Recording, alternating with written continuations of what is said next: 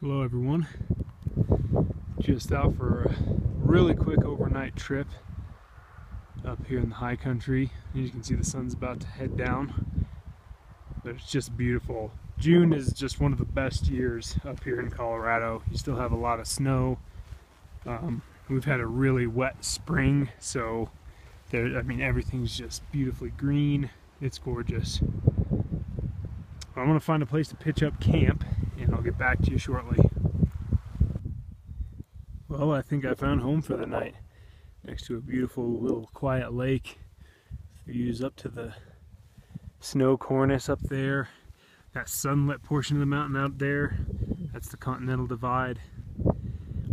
And I found a few flat spots over here. We'll get the tent pitched up.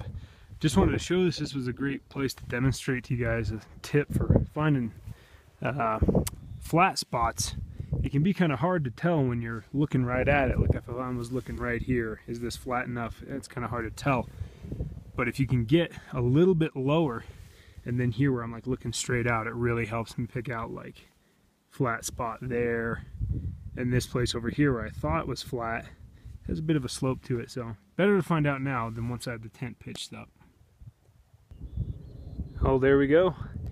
The trusty tarp tent, Stratospire 2, which I absolutely love that thing. I've done a first impressions video. I never really did a follow-up, but it's awesome. Given that it's kind of cloudy, but none of these clouds are really deep enough to produce even light rain, let alone thunderstorms. The forecast is calling for it to clear off tonight, so I'll probably pitch the doors back so that I can have a view out to this. There, that ought to work a lot better. As you can see, it's pretty breezy out here, but I didn't have too much trouble getting the tent set up by myself in the wind. It's the first time I've really had to deal with wind. Every other time I've set it up, it's been nice and calm. But yeah, no problem. Got it aired up there. Was getting my mattress all blown up, and just figured I'd show you guys the mountain range there. It's turning more orange and red as we go, but the sun's gonna set in probably like, well, I mean obviously the sun's set here, but it's gonna be down completely even over the divide here in about 5 minutes. I'm gonna finish getting the bed all set up and then get some dinner going. Getting some of the tundra wildflowers out here as I sterilize some water here with the Sterapen. I mean, when you're this close to the source, I mean, the risk of drinking it unfiltered would be small, but I mean, I brought it, so why worry about it, right? One less thing to worry about. Ah, the mountains are just looking gorgeous.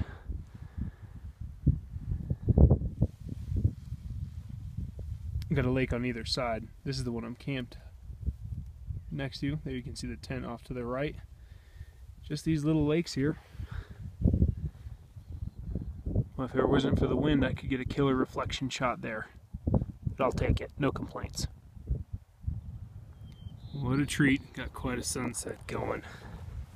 But also quite an appetite. So, dinner is from this Mary Jane's Farm Outpost curried lentil bisque. Never tried it before, never even had anything from that company before, but we'll give it a shot. And testing out some new stuff. Got a canister stove. Oh, I know, heretic. I still have my alcohol stove. Actually, as a backup to this. I trust the alcohol stove more than I trust this. But it's the Covea Superlight. So let's get cooking. Also doing something new. Anytime I've had like a Mountain House meal or something, I've cooked it in a pot with like the cozy that's there. But what I tried, thinking about not having to do dishes, is I kind of, based off the dimensions of that bag, I made a cozy pouch for it. And I've never tried that either. So we're gonna give that a shot. Let's get some flames going here. All right, we're cooking away.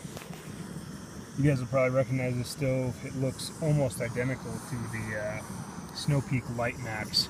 And actually, from everything I've read, the Light Max is actually made by Covea as well and just sold under the Snow Peak brand. So anyways, I had a deal on that I couldn't pass up. I still love my alcohol stoves, but I must say these are fast, the canister stoves. So when I'm camping with my wife and she wants a hot drink now, it's pretty handy. And there's my little pouch all set up, ready to go. Just waiting for water to boil. Kind of sealed off that side of the tent temporarily to give myself a little wind shelter here, and it's working great. You know, the wind isn't blowing the flame around too much. That's the big thing with these canister stoves, is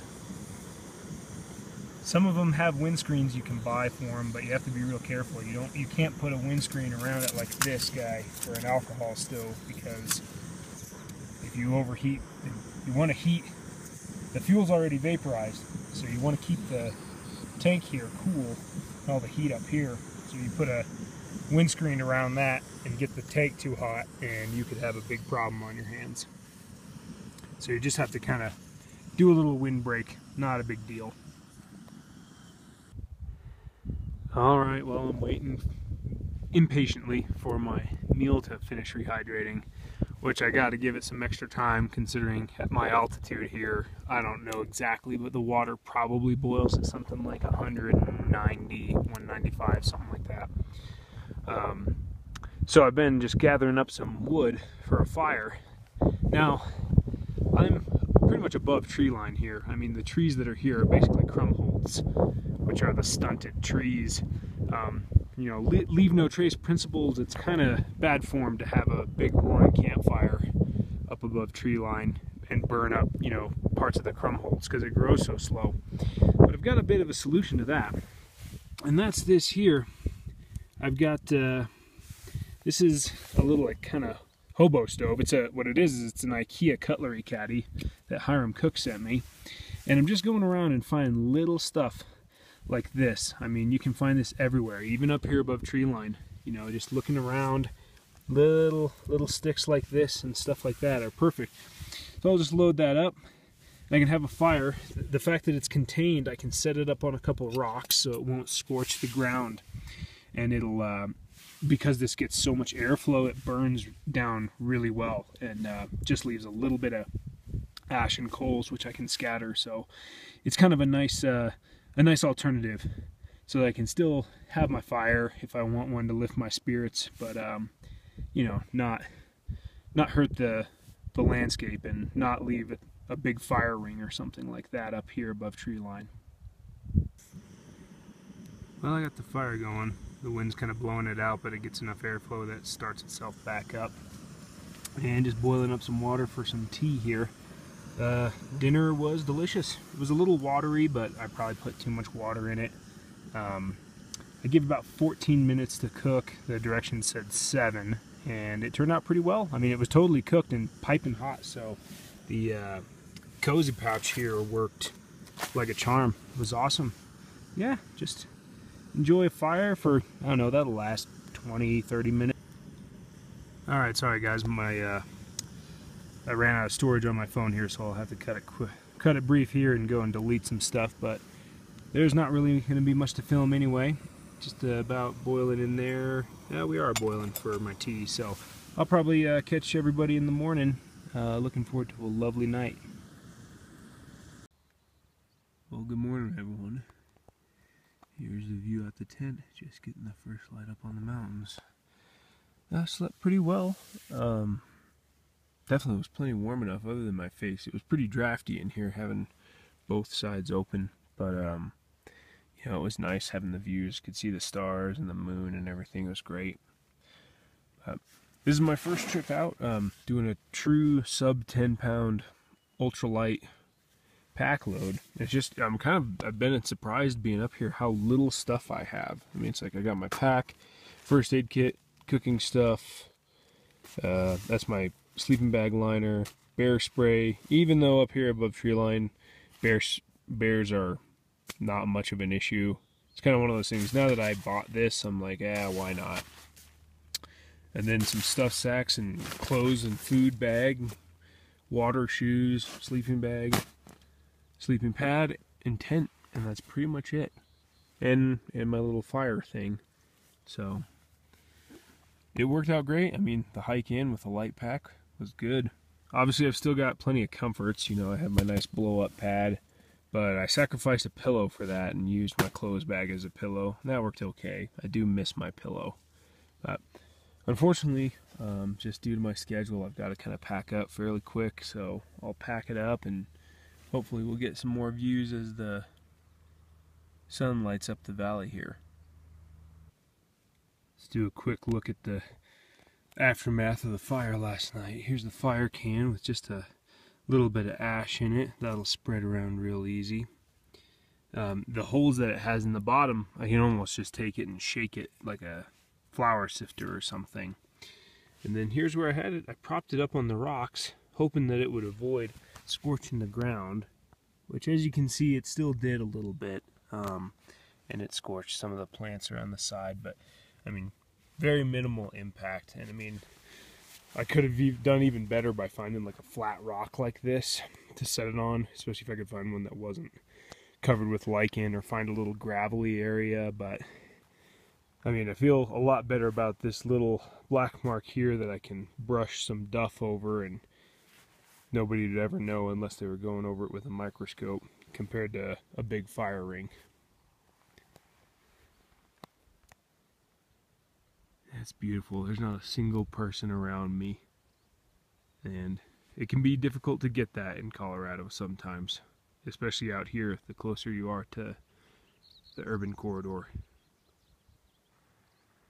There, it calmed down enough this morning to get that perfect reflection shot up on the ridge line there. Man, what a great trip. Everything went fantastic. Boy, that's just perfect. Got a little bit of frost on the ground, so it got down to near freezing, which it's kind of typical. I expected that.